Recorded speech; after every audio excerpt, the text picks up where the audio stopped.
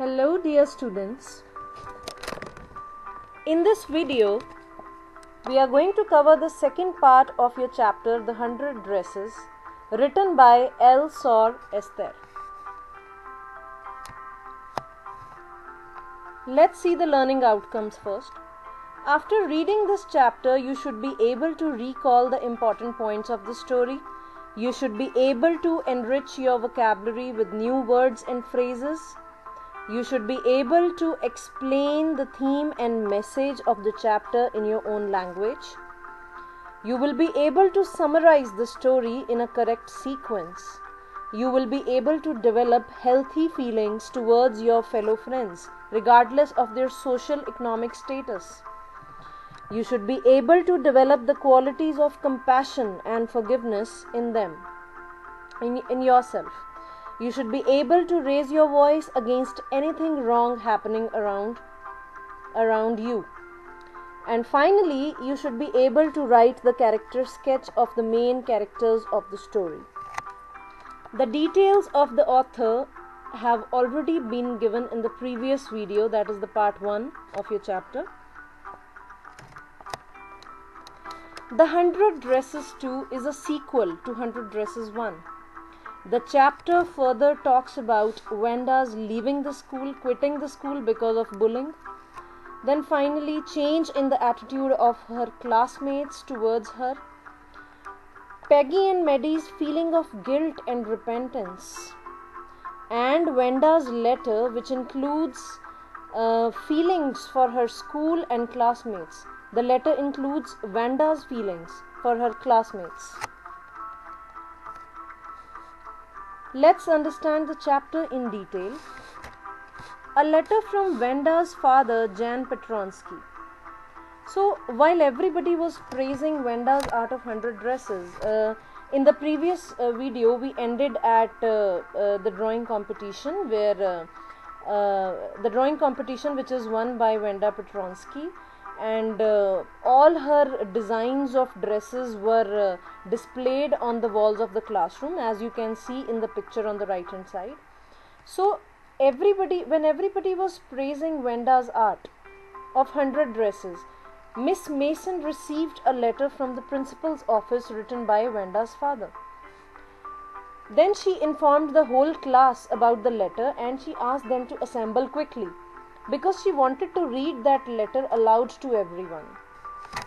Now, what Wenda's father had written in that letter was, he told about Wenda's absence, that why she was absent, and that she was leaving the school because she was fed up of all the bullying she suffered. Then what else he wrote was, they were shifting to a bigger town where no one would make fun of her name.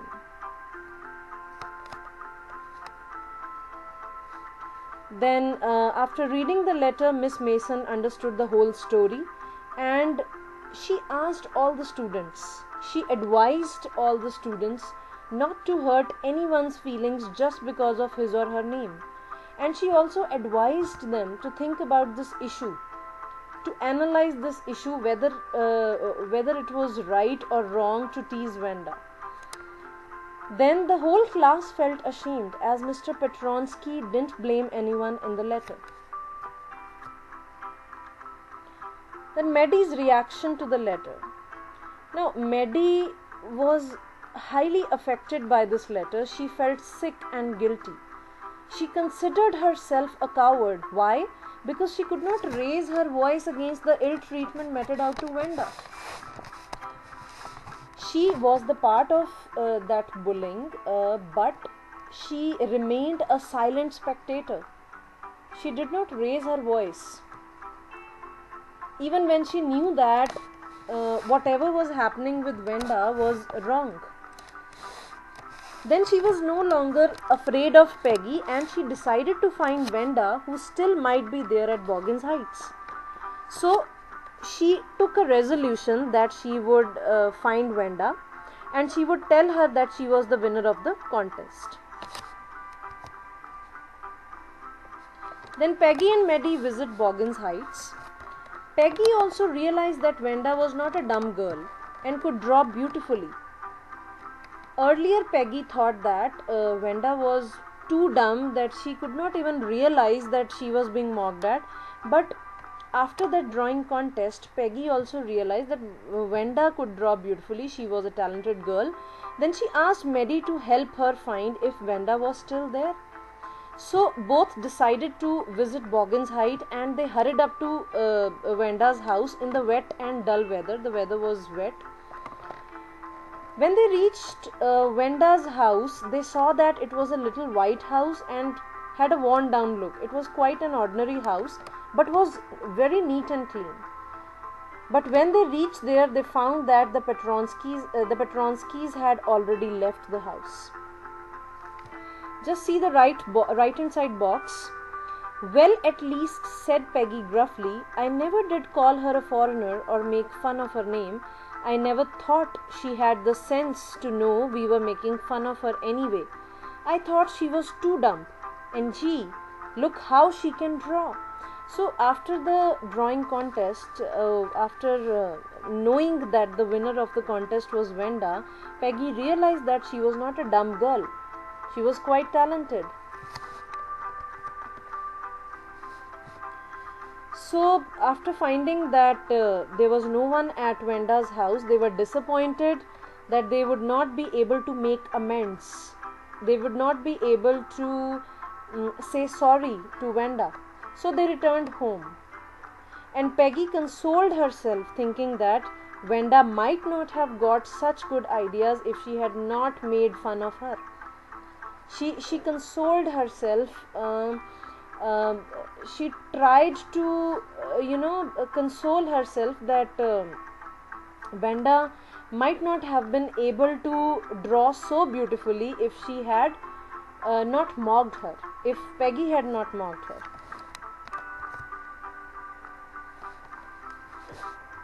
Then Maddie spent a sleepless night after she visited Boggin's Height. She continuously thought about Wenda's faded blue dress, her little house, the 100 dresses made by her. Actually, she was disturbed. She was disturbed that she could not meet Wenda and she could not apologize to her.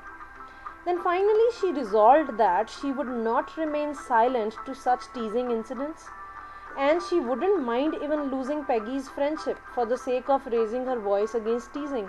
So she took a resolution that, come what may, she would raise her voice against bullying and teasing. See the right hand side box, the lines from the chapter. If she ever heard anybody picking on someone because they were funny looking or because they had strange names, she would speak up, even if it meant losing Peggy's friendship. She had no way of making things right with Wenda, but from now on she would never make anybody else that unhappy again. So these were the lines which Maddie said to herself. A friendly letter to Wenda from Peggy and Maddie. Both of them wrote a friendly letter to Wenda. Actually, they wanted to write an apology letter, but when they wrote the contents of the letter, it turned out to be more of a friendly letter. In the letter, they told Wenda about the result of drawing competition, and they also appreciated her beautiful drawings. Then they posted the letter to the address of Boggin's Heights, and they mentioned on the envelope, please forward. But unfortunately, they didn't receive any reply. They waited for many days, and when they didn't receive any reply, they concluded that perhaps, probably, Wenda was annoyed with them. Peggy, as per her nature, started forgetting about the entire incident, about the entire happening. But Maddie was a sensitive girl. She used to make speeches at night before sleeping, protecting Wenda from the bullies. Actually, again, I would tell that she was disturbed. She was upset that she couldn't apologize to Wenda. Her inner conscience was pricking her again and again for not raising her voice. See the lines from the chapter. Maddie put herself to sleep at night making speeches about Wenda, defending her from great crowds of girls who were trying to tease her with, "How many dresses have you got? And before Venda could press her lips together in a tight line, the way she did before answering, Maddie would cry out, "Stop!" Then everybody would feel ashamed the way she used to feel. So this way she used to make speeches to herself at night before sleeping. Then Venda's reply. On the last day of the school before Christmas holidays, Miss Mason informed everyone in the class that Venda's letter had come. In the letter, Venda had requested Miss Mason to tell the girls to keep those 100 dresses. She was such a generous girl. She was such a large-hearted girl that she allowed all the girls to keep all the designs of her 100 dresses, as she had drawn another 100 in her new house. Then she asked Miss Mason to give the drawing of the green dress to Peggy and the blue one to Maddie. She also told in the letter that she had joined a new school, but she missed her old school badly, and especially her teacher. See, I have pasted a specimen of letter here from the book. Dear Miss Mason, how are you in room 13? Please tell the girls they can keep those 100 dresses, because in my new house I have 100 new ones, all lined up in my closet. I'd like that girl Peggy to have the drawing of the green dress with the red trimming is the decoration, and her friend Maddie to have the blue one. For Christmas, I missed that school, and my new teacher does not equalize with you. Merry Christmas to you and everybody. Yours truly, Venda Petronsky. So this way she showed her kindness, she showed her forgiving attitude, and she showed her generosity through the letter.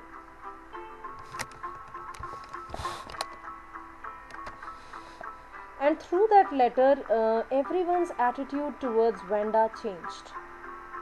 She was able to win everyone's heart. Then Peggy and Maddie pinned the drawings at home.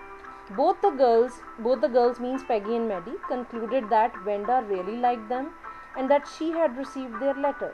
But Maddie was still sad that she would never be able to meet Venda again. She would never be able to apologize to her.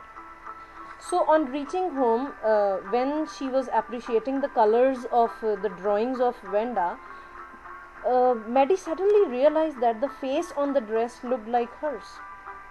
And she hurriedly went to Peggy's house, excitedly. And she found the same thing over there also. The face in the drawing which was given to Peggy, the face in that drawing resembled Peggy's face. So, from these things, both of them concluded that Venda really liked them, and Maddie started crying. She started weeping, remembering all the insulting statements, all the humiliating statements she passed for Venda. She repented a lot. See the lines from the book. Look, she drew you. That's you, she exclaimed. And the head and face of this picture did look like Peggy. What did I say? Said Peggy. She must have really liked us anyway. Yes, she must have, agreed Maddie. So here your chapter ends. This was all about the chapter. Let's understand the theme and message of the story. Talent and genius of an artist can never be curbed. Curbed means can never be finished. Like Venda had a great talent and nobody could, curb her talent. Then mutual respect and love are the only things that can help to live in harmony. It's very important to respect each other. One should never hurt the feelings of others intentionally or unintentionally, or just because they are different. It is not right to hurt the sentiments of other people just because they are different from us. Then we should always raise our voice against anything wrong being done around us. It's very important. Then compassion and forgiveness should be a part of one's life. These two qualities were there in Venda's character. And through these qualities only she could win the hearts of her classmates. She could win the hearts of Peggy and Maddie. So we all of us should cultivate these qualities in us: compassion and forgiveness.